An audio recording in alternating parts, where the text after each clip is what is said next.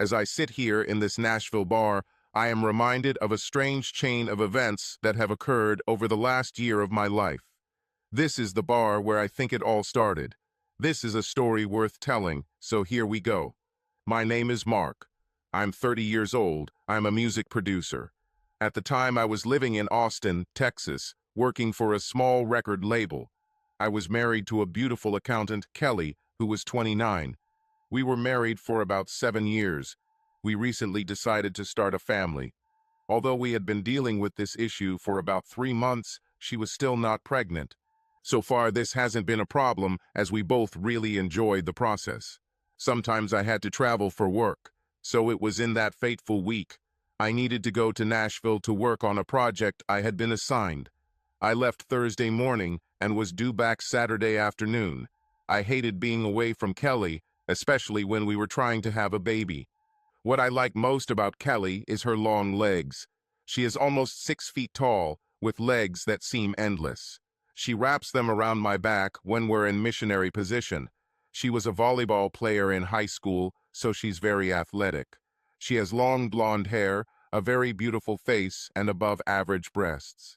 Yes, I am a very lucky person. I'm about 6'2", quite muscular and, according to Kelly, quite handsome. I was a football player in high school. In fact, I was the star quarterback on a state championship team. I had a scholarship to play in college, but an injury during my freshman season forced me to give up football. I focused on studying, enjoying life, and later on Kelly. We met in my last year, and she was in her second to last year. We got married right after it ended. During my senior year, I took a part-time job at a recording studio in Austin. I was an assistant to a really good music producer. After graduating with a business degree, I was hired full-time as a music producer. I basically took the place of the woman I worked for. She moved to one of the large companies in Nashville. Her name was Ellie, and she became quite an important figure in the industry. Ellie and I became good friends, and she constantly helped me with my career. I hope to one day work for one of the big companies in Nashville. Meanwhile, I was working quite successfully for a small label where I worked in Austin. There was a lot of great talent in Austin. After graduating, Kelly took a job at an accounting firm in Austin. We were still renting, but had saved up quite a bit of money for a down payment on a house.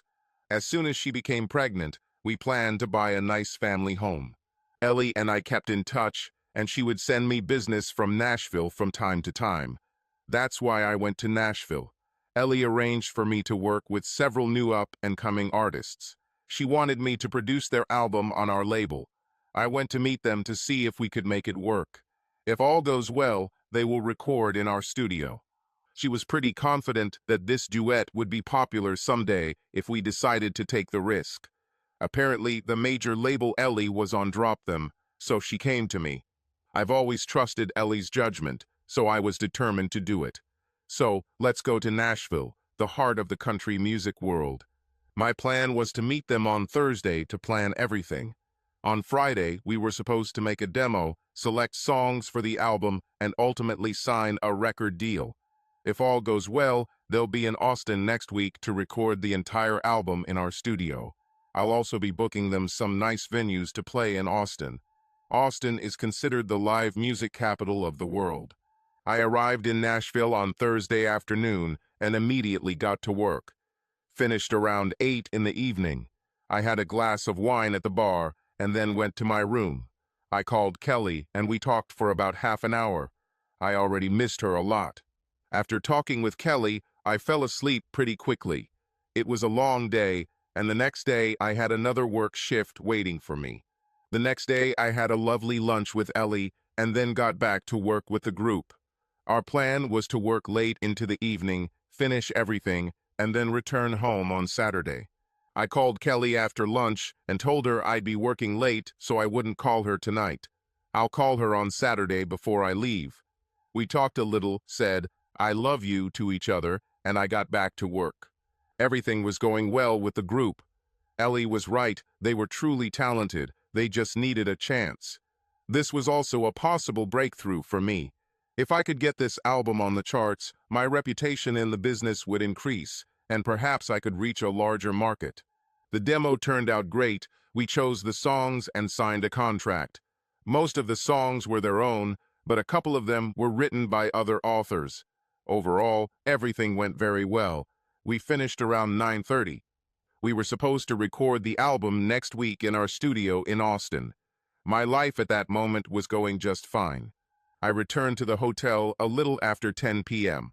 I told Kelly I wouldn't call, so I didn't since she was probably already in bed. I was still excited from the day, so I decided to have a glass of wine at the bar. After the first glass, I decided to have another one and then go to bed. 2 glasses of wine should help me get a good night's sleep.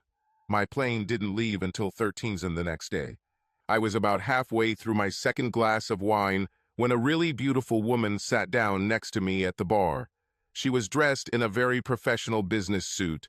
She ordered a glass of wine and smiled at me. I smiled politely back. She took a few sips of wine and then began to cry. I was the only one who sat next to her. What was I supposed to do? She clearly needed to talk to someone. I said, "Excuse me, ma'am, but are you okay?" "No, it's not okay," she replied. "Do you want to tell me why you're crying?" "Actually, I really need to talk to someone. I'm really upset right now." "Well, I'm no psychologist, but you can talk to me if you want." "Thanks, but I don't want to burden a nice guy like you with my problems." "It's no big deal, ma'am. My name is Mark." "My name is Patty. It's very nice of you to offer to listen to me. I think it will make me feel better if I can talk to you for a little while." We grabbed our drinks and sat at a table away from the bar. Patty told me that she had just received a call from her husband. Patty said she was in town for affairs. He called to say that he was in love with another woman and was leaving her. I'm guessing Patty was about 34 or 35 years old. She and her husband were married for 13 years. Her husband told her that he was leaving for his 24-year-old girlfriend. "Patty, did you know or suspect something?" I asked. "No, he hid everything perfectly. In fact, we made love 2 days ago, right before I arrived in Nashville. I feel like a complete fool for not knowing. I also feel like I'm probably not worth anything to him since he abandoned me so easily." I spent the next few minutes reassuring her that it wasn't her fault and that she was a very attractive woman. In fact, she was really attractive. I couldn't imagine any man wanting to get rid of her. We talked a little more, and I think I was able to cheer her up. And then she asked me a question that really took me by surprise.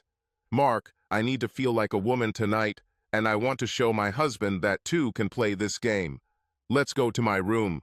I promise you won't regret it, and you'll never have to call me again. I need you tonight."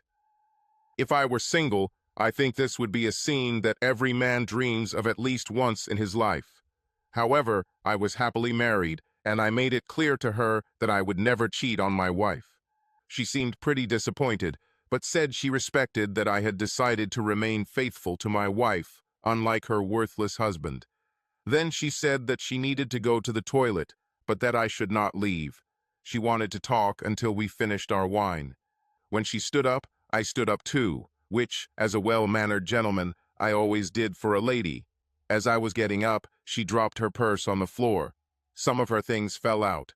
So, like a gentleman, I bent down to collect everything for her. She didn't bend over to help. I packed everything and gave her my purse. I sat down and continued drinking. She returned a few minutes later, and we continued drinking and talking.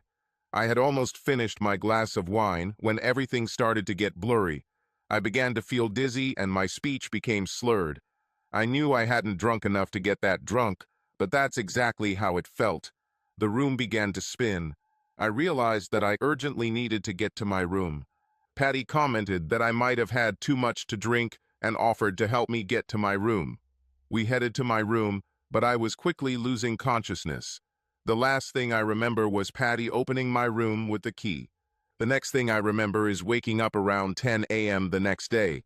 I still felt a little dizzy and didn't know how I ended up in bed. I was naked and my clothes were folded on the floor next to the bed. I think Patty helped me get to my room, and then I took off my clothes and went to bed. I didn't remember anything else. I took a shower and tried to clear my thoughts. I didn't know what happened, but I knew I didn't drink enough to get that drunk. I can stay on my feet pretty well from alcohol. I also began to wonder what happened to Patty. I got dressed and headed to the airport. When I arrived at the airport, I learned that my flight was delayed until 3 p.m. I tried to call Kelly, but the call went straight to voicemail. I left a message that my flight was delayed. I tried calling several more times over the next few hours, but each time the call went straight to voicemail. This was unusual because she always carried her phone with her. The flight was delayed a little more, but we finally took off around 3:40. The flight took about 2 hours, so I arrived in Austin around 5:45. I tried calling Kelly again. This time the call went through, but no one answered. I left another message that I had just arrived in Austin. I took the shuttle to my car and finally made it home around 7:15. The apartment was dark when I opened the door. I also didn't see Kelly's car in the parking lot. Something was happening, but I couldn't understand what it was. Kelly had to answer the phone, and she had to be home. I started to worry that something might have happened to her. I walked around the apartment to see if there were any signs of a struggle. Maybe someone broke in and kidnapped her. Everything looked as usual. I noticed that several things were missing from her closet. What the hell is going on? I sat down on the couch with my laptop in front of me on the coffee table. I was going to start calling her parents and the police. I didn't want to scare her mom and dad, but I needed to call in case she was there for some reason. They live 30 miles away in San Marcos. I took out my phone and a message appeared on the screen. It was from Kelly. Thank God, I thought. She is all right. Her message said, "Are you at home and do you have your laptop nearby?" I texted her back, "Kelly, where are you? I was so worried. I thought something happened to you. Are you okay, baby?" She wrote, "Yes, I'm fine. Turn on your laptop and call me on Skype. Then you'll understand what's going on." I turned on my laptop and logged into Skype. I then contacted Kelly via Skype. The first image that appeared was basically Kelly's face in front of her camera. I couldn't pinpoint exactly where it was. "Hi, honey. Welcome home. Did you have a good time in Nashville?" "Kelly, what's going on? Where are you? Why weren't you home when I arrived?" I asked. "Answer my question first, Mark. Did you have a good time in Nashville?" she said. "I was there on business, Kelly. I did what I had to do." "What the hell is going on here, Kelly?" I said. She made an angry face and said, "I'll tell you what's going on. You're a traitor. You've done a lot more than just work in Nashville. I know about the woman you picked up at the bar last night. I also know you brought her to his room and had sex with her." "Are you crazy? The last thing I would ever do is cheat on you." I admit I did talk to someone at the bar, but she was crying because her husband left her and just wanted to talk. "That's all I did, and only because she seemed very upset," I said. "You're such a liar, Mark. I have a video of you entertaining her in your hotel room. One of your coworkers sent it to me. He said he saw you flirting with her and was worried you might cheat on me." He was so disgusted by this thought that he decided that I should know the truth. So he returned to the room and installed a hidden camera. He did not give his name because he wanted to remain anonymous, but he lived in the room with you. "This is nonsense, Kelly. There was no colleague with me on this project. I was alone in my hotel room, and I swear to you, there was no one else in my room." "Another damn lie, Mark. I have a video, and it shows a beautiful blonde in your arms. I'm sending you this video by email.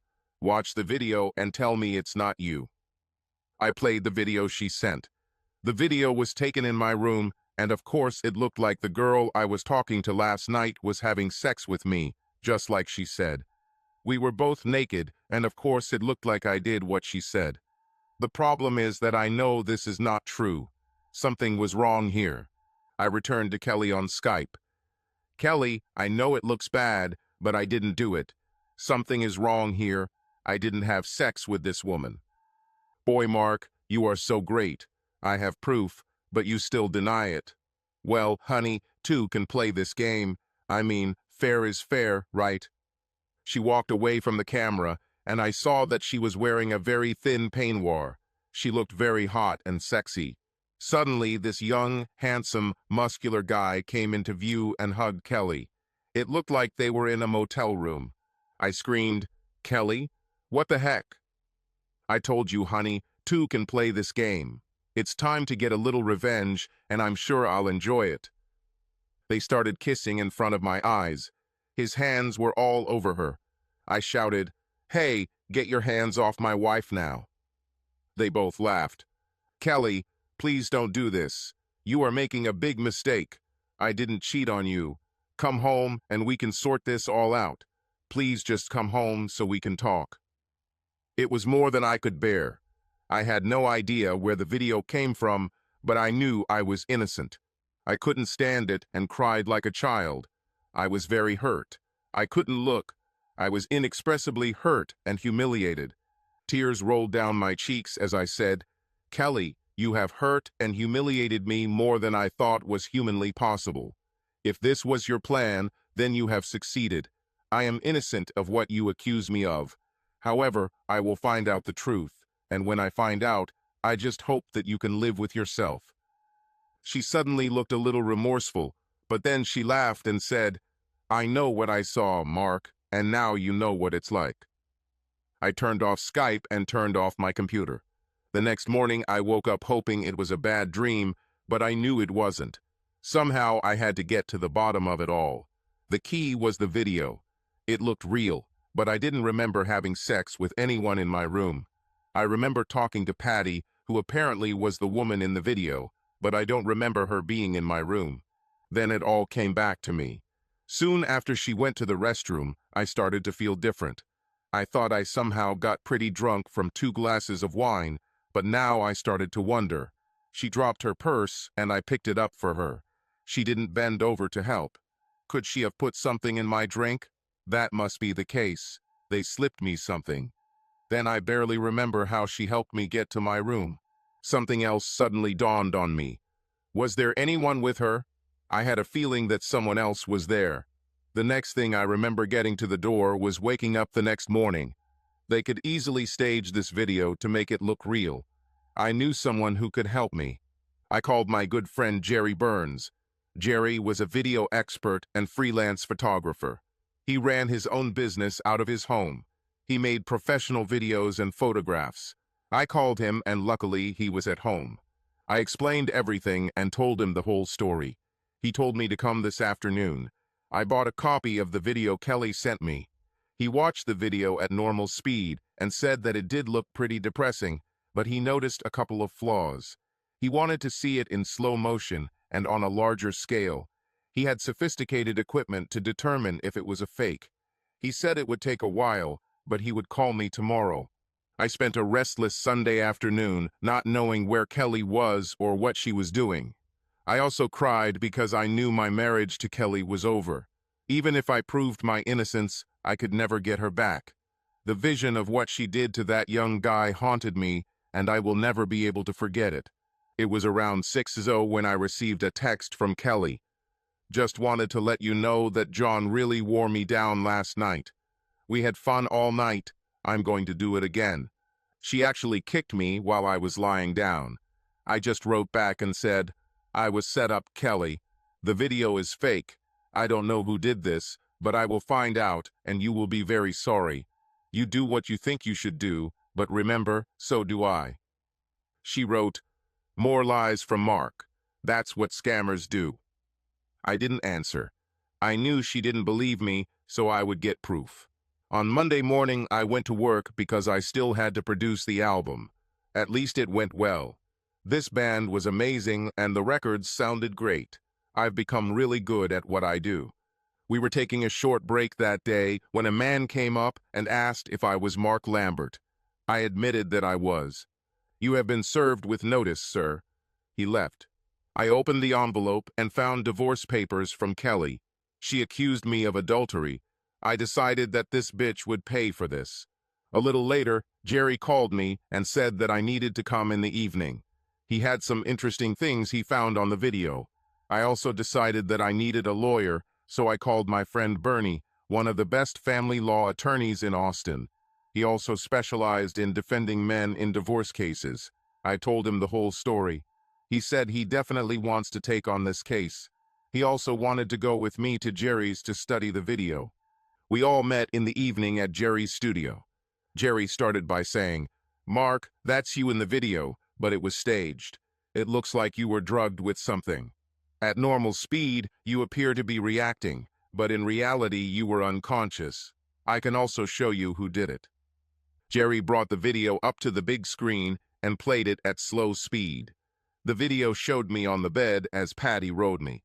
"Look at your head, Mark. Your eyes are closed, and your head only moves when her body goes down. And it moves the same way every time.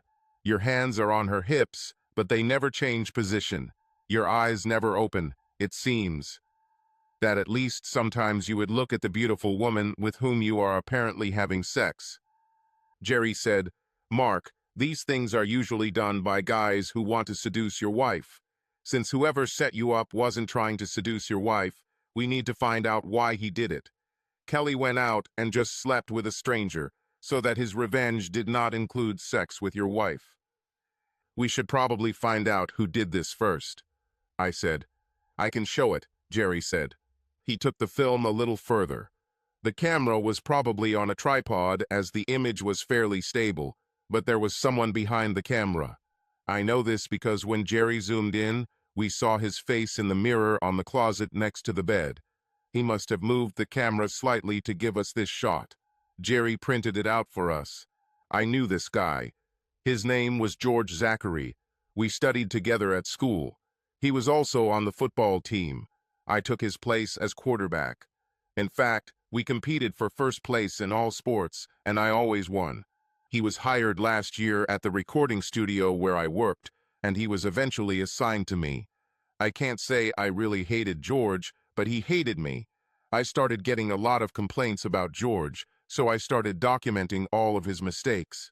In the end, I had to fire him. This was about a month ago. He said I would regret it. He also said that he was a better quarterback than me and that he should have gotten a college scholarship. His jealousy was pretty obvious. I never took George seriously, but apparently he has now successfully destroyed my marriage. He wanted revenge, and apparently this was his way of doing it. It wasn't hard to put two and two together here. George hired this girl to drug me with something and deliver it to my room. Then George came and took an incriminating video. He sent it to Kelly, saying he was a caring colleague. Kelly bought it wholeheartedly. She allowed her anger over watching the video to overshadow her common sense. All she had to do was sit down and talk to me, listen to my side, and we would work it out. I told Bernie to set up a meeting with Kelly and her lawyer as soon as possible. We were going to expose it all. Bernie suggested that I go back to Nashville and try to find Patty. I was confident that I could convince her to come to the meeting and tell me what had happened for a price. I wasn't sure when I would be able to go to Nashville, but I thought it was worth a try. The next day, everything was going well as we finished the album. I had a feeling this band would go far. I will say that everything went well until the end of the day. After completing the recording, my boss, Mr. Perkins, called me to his office. "Mark, the owner, Mr. Tess Jenkins, received a video of you with a young woman while you were working in Nashville.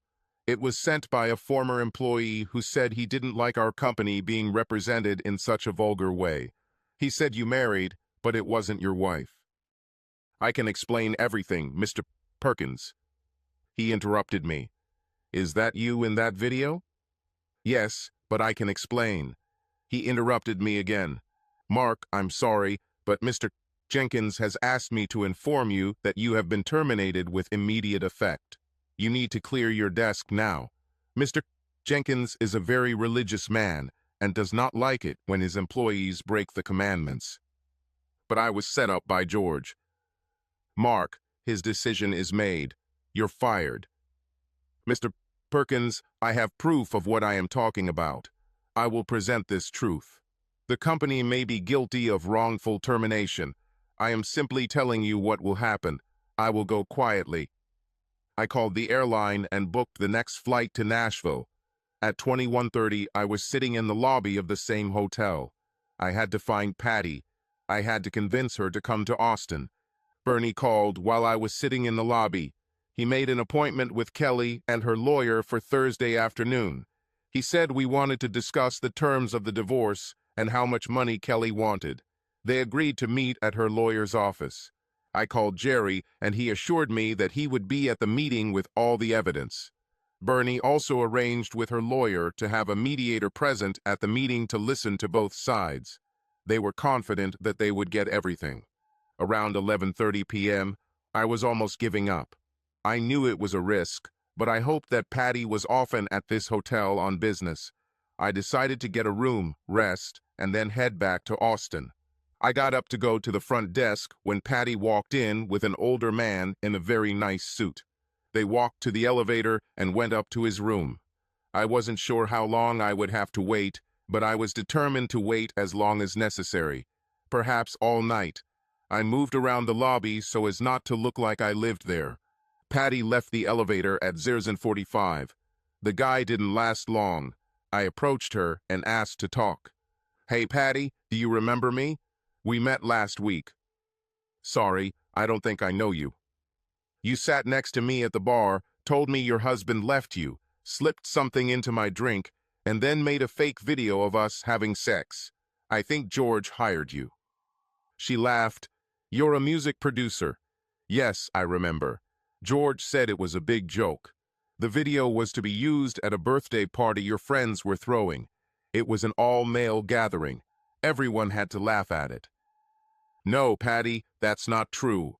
George sent the video to my wife and told her I was cheating on her. He also sent it to my boss.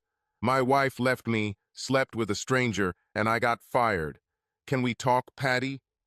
Patty stopped laughing. A terrible expression appeared on her face. She nodded for me to follow her to the bar. We each ordered a drink, but I kept an eye on my glass. I told her the whole story. "I feel terrible, Mark. You seem like a nice guy. What do you want from me?" she asked. "My lawyer and I have set up a meeting on Thursday afternoon with my wife and her lawyer. I have a video expert who is willing to prove that the video is fake. I would like you to come as a witness and tell the whole story. I will pay for your airfare and hotel accommodation if you want. I'll also pay you $1,000 for your time." "That's what George paid me to set you up. You know what, Mark? You send me to Austin on Thursday morning and back to Nashville at night. I think I should help you get out of this mess since I started it. Keep yours. $1,000. I think I'll get satisfaction from seeing your wife's reaction. I can't believe she didn't at least talk to you. She didn't even give you a chance to explain herself." "No. She had already passed judgment by the time I got home. Her punishment started the night she forced me to watch her have fun with some guy over Skype. It was the worst night of my life. I decided to get a hotel room and return on Wednesday. I booked a flight for noon for myself and tickets for Patty. After everything was settled, Patty offered to accompany me for the night for free. I thanked her but declined. I was still married and wanted to stay true to my marriage vows. On Wednesday afternoon, I met with Bernie and Jerry.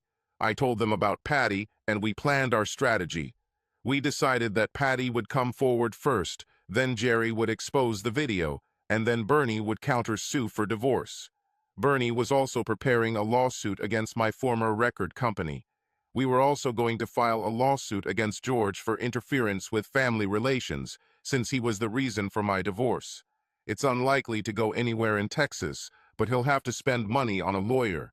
Bernie has already found out where he lives. Bernie, Jerry, and I met for lunch, and then headed to our meeting. Patty texted me that she was taking a taxi to a meeting. Everything was going well. I was glad that I could finally prove my innocence, but I was sad that my life with Kelly was over. Perhaps I could have tried to restore our relationship if not for her verdict on our marriage. We met Patty in front of the office building, and then we all went up to the 9th floor, where the lawyer's office was located. Kelly, her lawyer, and the mediator were already in the room. The mediator turned out to be a very beautiful woman. One of the attorney's assistants showed us into the room. Kelly, seeing Patty, screamed, "What is this slut doing here? Have you been entertaining her all this time, Mark?" Her lawyer made her sit down and calm down. Neither of us said a word. Since we had set up the meeting, the mediator asked us to start. Bernie stood up and explained what we were going to do, which was to prove that the video was not what it seemed. The intermediaries saw the video and, like everyone else, assumed it was real. Patty spoke first and told her story. Kelly continued to call her a liar until the mediator finally told her to shut up. Patty was quite convincing. The intermediary asked, "Miss Jones, you said you were hired to frame Mr. Lambert. Were you paid to be here and tell this story?" "No. He offered, but I refused. I'm telling this story because it's true and what happened. Mark was unfairly accused, especially by his wife. His wife should have at least talked to him and not humiliated him like she did it." Kelly suddenly turned pale. For the first time, she began to doubt everything. Patty continued, "Like I said, I tried to get Mark to willingly take me to bed under the pretense that my husband was cheating on me. He refused, saying that he was happily married to a wonderful woman in Austin. I could tell he really loved her. I almost didn't want to continue the plan because it seemed so sincere, but I did it anyway, and now I regret it." Kelly was very quiet now. She clearly began to doubt. She seemed to believe Patty and realize what she had done. Then Jerry spoke. He connected his laptop to the big screen TV and started playing a video. First at normal speed and normal size. Then, using his software, he zoomed in on the image and slowed it down frame by frame. Jerry was a professional, and everyone in the room knew he knew his stuff. He pointed out that I never moved or showed any emotion or pleasure. My eyes never opened. He also paused the video on a shot of George's reflection in the mirror, clearly showing that he was behind the camera. Patty identified him as the man who paid her to set me up. So everything came to its logical conclusion, and the hunt was completed. Now Kelly was crying and apologizing to me. She begged to speak to me alone. I said, "Oh, so now you're ready to talk to me about it. It's too little, too late, Kelly. Unlike you, I have irrefutable evidence of your cheating. Remember, you sent me the video." I nodded to Bernie. He walked over and handed Kelly our counterclaim for divorce. "Mrs. Lambert, you are charged with treason and mental cruelty. We will give you and your lawyer time to review this, then request a hearing from a judge." Kelly almost lost consciousness. She cried non-stop. Her lawyer just sat there, saying nothing. The mediator stood up and said that her services were no longer needed. She agreed to be a witness at our hearing, as did Patty. The next day, we filed a lawsuit against Mr. Jenkins and his record company for wrongful termination and violation of my 14th Amendment due process rights. We demanded $5 million. For the next 3 days, Kelly kept calling, but I didn't answer. Finally, 4 days after the meeting, I responded. She persuaded me to meet to talk. Kelly stayed with her friend, and I stayed in the apartment. She arrived that evening. "I need to tell you something, Mark, so please listen. I really thought this video was real. I was so angry at you, and all I could think about was revenge. Now I understand what an idiot I was. I should have talked to you and listened to your side. I deeply regret what I did to you. I am ashamed of my actions." She started crying. I knew she was sincere. "Kelly, you know what hurt me the most? All those things you said. It was terrible and evil of you. It's something I'll probably never be able to forget. God, Mark, I didn't mean any of those words. You're a great lover. You're so much better than those two guys. Honestly, I didn't enjoy sex with either of them.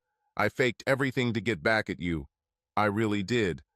I believed that you cheated on me. It still hurts, Kelly. I appreciate you saying that. However, it doesn't erase what you did to me. You refused to give me a chance to talk to you. You humiliated me. You insulted me with words. You broke our marriage vows. It will probably take me a while to forgive you, but I promise one thing: I will never forget what you did. I understand that, Mark, but you need to know that I love you very much. I don't want a divorce. I was hoping that you would find a way to take me back. We can go to counseling. Maybe when you forgive me, we can get back together. We can make love. I want to have children with you. Please, Mark. I will kneel and beg if you want. No, Kelly. It's not that simple.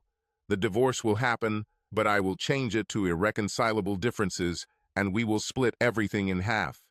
At this point, every time I look at you, I see you with someone else. I'm not ruling anything out. In the future, but right now, we're done. I understand, Mark, and I don't blame you. If I were you, I wouldn't go back after what I did to you. But I'll tell you this. As long as I have the opportunity, I will not allow myself to have a relationship with another man. So please, if you definitely don't want to go on a date with me, tell me. I'll assume that if I don't hear from you a year after our divorce, then you're not interested. Deal. I still love you, Kelly, and I'll miss you. We'll see what happens. She left my apartment and we got divorced. We divided everything equally. We each received about $30. About 6 weeks later, I was still trying to figure out what to do with my life. I needed a job, but none of the other studios needed new employees. Bernie called and said Jenkins' insurance company was offering $300,000. Rumors about my situation spread, and it was bad publicity for them. They needed everything to calm down. I told him to agree. It's better to take what you have now. Bernie got $100,000. I got $200,000. They never apologized, but their reputation was ruined. Rumors quickly spread throughout the industry. The day I went to pick up my check, Ellie called me. She was in Austin and wanted to talk to me. We agreed to meet for dinner. Ellie was 20 years older than me, but quite attractive. She was divorced after finding out that her husband cheated on her with his secretary a couple of years ago. I wondered what she wanted to talk about, but I was glad to see her again. We met at a nice restaurant in downtown Austin near her hotel. After we ordered drinks and food, she proposed to me. Mark, I'm moving to Austin to start my own record label. I've saved up some money and I have investors. I want you to work for me. You'll be the main producer. What do you say? I'm honored, Ellie, but I have another offer. I have money too. Let me be a partner. Together, we will put this new company on the map and sweep away all the current Austin labels. You don't have anyone in particular in mind, do you? We both laughed. She thought for a moment and said, "Why not? Let's do it, partner. I already have people working on it. Consider yourself part of the team already. I'm moving here next week and we'll start working." We ate dinner, drank a bottle of wine, and then went to her hotel bar. We drank another bottle of wine and danced a little. Over the next few months, we launched our business. Ellie brought a lot of talent on her side, and I brought a lot on mine. The band I was working with before I was fired ended up joining our label. As I predicted, they became popular. They canceled the contract with Jenkins, claiming that they signed me. Jenkins eventually went bankrupt. I was divorced for about 6 months. I really missed Kelly. I knew I had forgiven her, but I didn't call. People felt it and mentioned it at dinner. "You miss her terribly, don't you, Mark?" "About whom?" I said. "You know by whom, you stupid boy." "Kelly?" "Yes, Ellie. I really miss her. I miss her so much." "Do you still love her, Mark?" "Yes, Ellie, I still love her. I don't know what to do." She hit me on the head. "Call her, you idiot. See what happens." That evening, I called Kelly. "Hi, Kelly, it's me, Mark. How are you?" "Mark, oh, I'm fine, I think. Listen, I heard that you and Ellie are starting your own record label. Seems like things are going well for you." "Yes, everything is going well." "Kelly, I miss you terribly.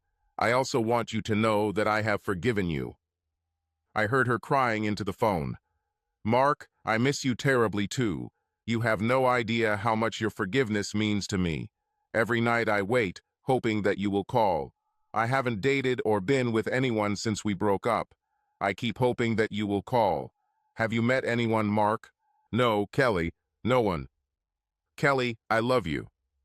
She didn't answer for a minute. I heard her crying and trying to regain her voice. Then she said quietly, "I love you too, Mark." I invited her to dinner, and she quickly agreed. We started dating. We made love on our third date. We've been dating for 3 months now. I'm thinking about asking her to move in with me.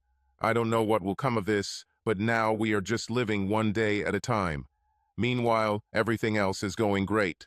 Ellie says I'm much happier now that Kelly is back in my life. So this is where I am now. Kelly is getting more beautiful every day. I think we need to decide something soon. I think I would like to have children, but I don't want them to be outside of marriage. We're going to Las Vegas next week. This is a pretty simple wedding venue. Oh well, I think I'm still living one day at a time. You're probably wondering what happened to George. Well, I actually visited him at his apartment in Austin. He was a little scared by my claim, but more scared when I grabbed him by the throat and pinned him to the wall. He left Texas 3 days later, and I don't know where. Yes, one day at a time. This is how I live my life now. Well, maybe until I have children. Wait and see. Subscribe